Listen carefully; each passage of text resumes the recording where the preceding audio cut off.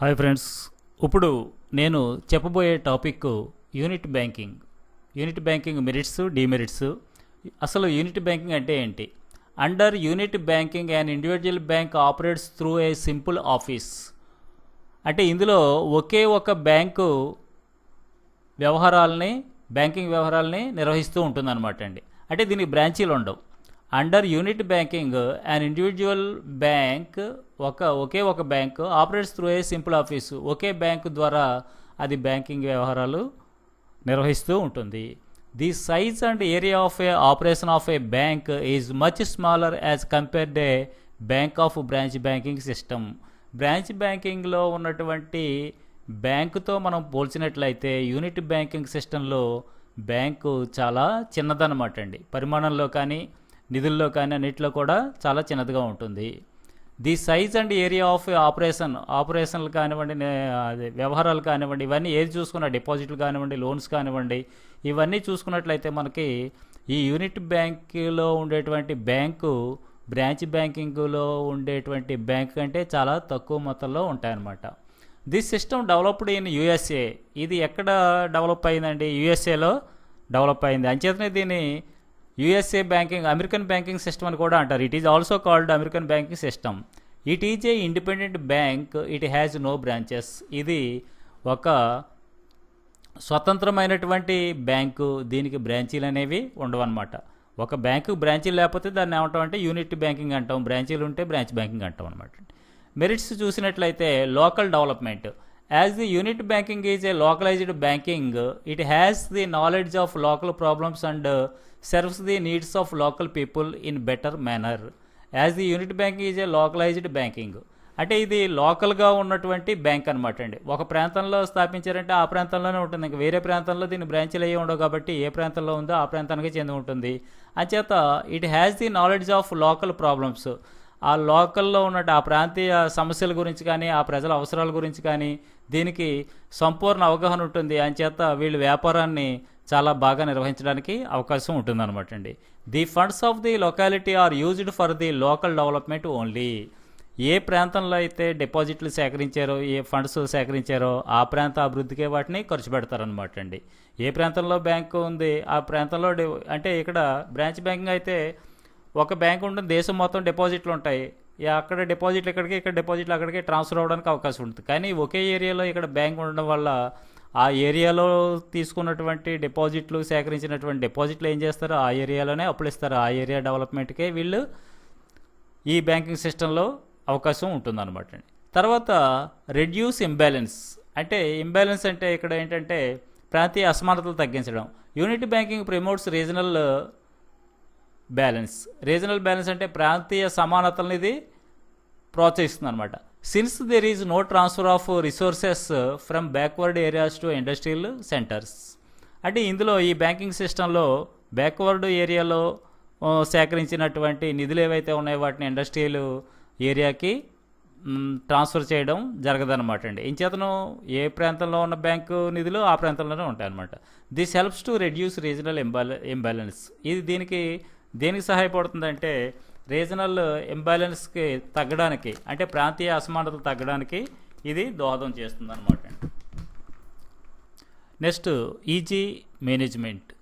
Easy management అంటే నిర్వహణ చాలా సులభం అని.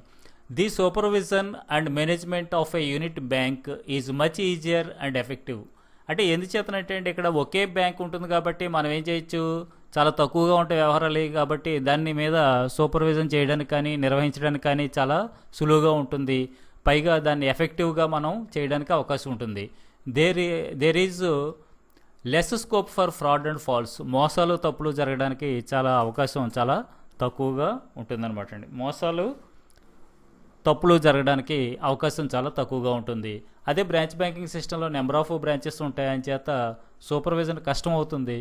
మనకి ఇక్కడ సూపర్విజన్ చాలా సులభం. అదేవిధంగా మోసాలు, దోషాలు మనం అవకాశం తక్కువగా ఉంటుంది. మనకి మోసాలు, దోషాలు జరగడానికి యూనిట్ బ్యాంకులో అవకాశం తక్కువగా ఉంటుంది. Initiative in banking business. Bank managers may have taken necessary initiative steps. Bank managers ఏం చేస్తారంటే వాళ్ళకి అవసరమైనటువంటి స్టెప్స్ తీసుకోవడానికి అవకాశం ఉంటుంది. They can take independent decisions. వాళ్ళు స్వతంత్రంగా వ్యవహరిస్తారనమాట. అంటే వేరే బ్యాంక్ నుంచి వీళ్ళకి రావాల్సిన అవసరం లేదు. బ్రాంచ్ బ్యాంకింగ్లో అయితే మనకి ఏం చేయాలి, హెడ్ ఆఫీస్ బ్యాంక్ నుంచి సూచనలు రావాలి, కానీ ఇక్కడ ఆర్డర్స్ రావాలి. కానీ ఇక్కడ ఏం అక్కర్లేదు. ఇక్కడ బ్రాంచ్ మేనేజర్లే వాళ్ళు స్టెప్స్ లోన్లు ఇవ్వడంలో కానీ లేదా ఏదైనా అవసరమైనటువంటి నిర్ణయాలు తీసుకోవడంలో కానీ వాళ్ళే తీసుకోవచ్చు. వాళ్ళకి స్వతంత్రం ఉంటుందన్నమాట. స్వతంత్రంగా నిర్ణయాలు తీసుకునేటువంటి అవకాశం వాళ్ళకి ఉంటుందన్నమాట అండి. నో మోనోపోలిస్టిక్ టెండెన్సీస్, అంటే ఏకస్వామ్యాలు ఉండవు అనమాట. ఏకస్వామ్యాల ద్వారానే ఉండదన్నమాట అండి.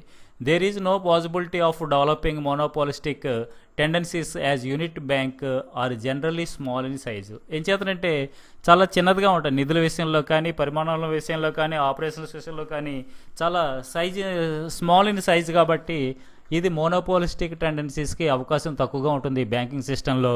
మనం బ్రాంచ్ బ్యాంకింగ్లో ఒక 5 బ్యాంకులే మొత్తం 75 ఫైనాన్షియల్ రిసోర్సెస్ అన్నీ కూడా తమ గుప్పిట్లో ఉంచుకున్న ఇంగ్లాండ్ చెప్పుకున్నాం కాబట్టి ఇది ఏకస్వామ్య ధోరణికి అవకాశం ఉండదన్నమాట ఈ బ్యాంకింగ్ సిస్టంలో, యూనిట్ బ్యాంకింగ్ సిస్టంలో.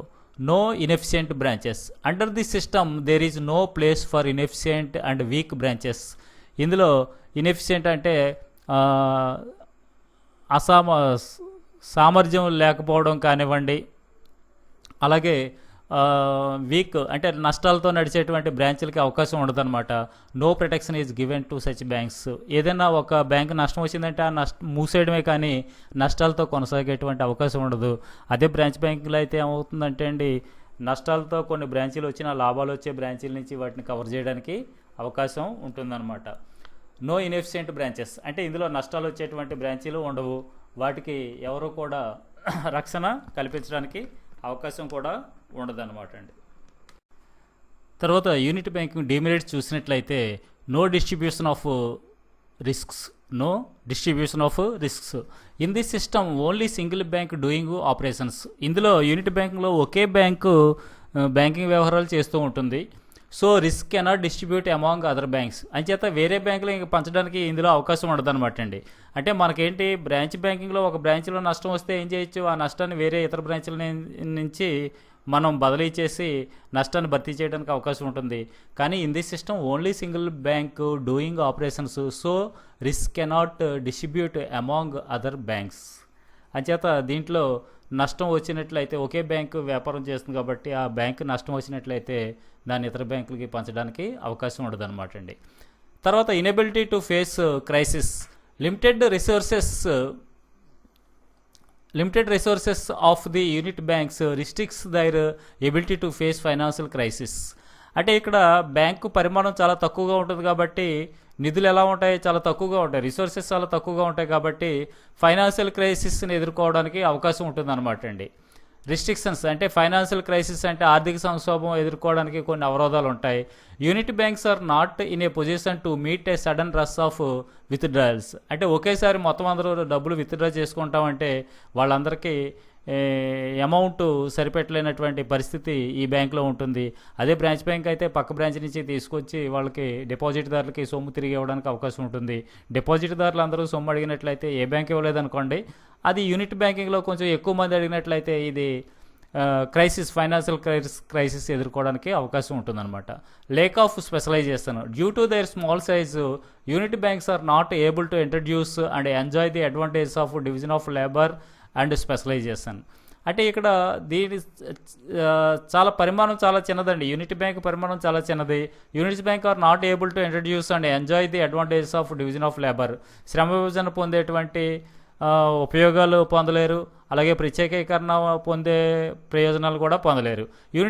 Unit banks cannot appoint highly trained skilled employees. ఏం చేతనంటే వీళ్ళు నిధులు తక్కువగా ఉండడం వల్ల ఎక్కువ వేతనాలు ఇచ్చి హైలీ ట్రైన్డ్ కానివ్వండి, స్కిల్డ్ కానివ్వండి, క్వాలిఫైడ్ ఎంప్లాయీస్ని వీళ్ళు తీసుకోలేరు అనమాట. స్థానికంగా ఎవరైతే ఉన్నారో వాళ్ళని వీళ్ళు ఉద్యోగస్తుల కింద జాయిన్ చేసుకోవడానికి అవకాశం ఉంటుందన్నమాట. దీనివల్ల నిర్వహణ సామర్థ్యం తక్కువగా ఉంటుంది. No banking development of backward areas. Unit banks have limited resources. అంటే యూనిట్ బ్యాంక్లో రిసోర్సెస్ అంటే వనరులు ఎలా ఉంటాయి, చాలా తక్కువగా ఉంటాయి.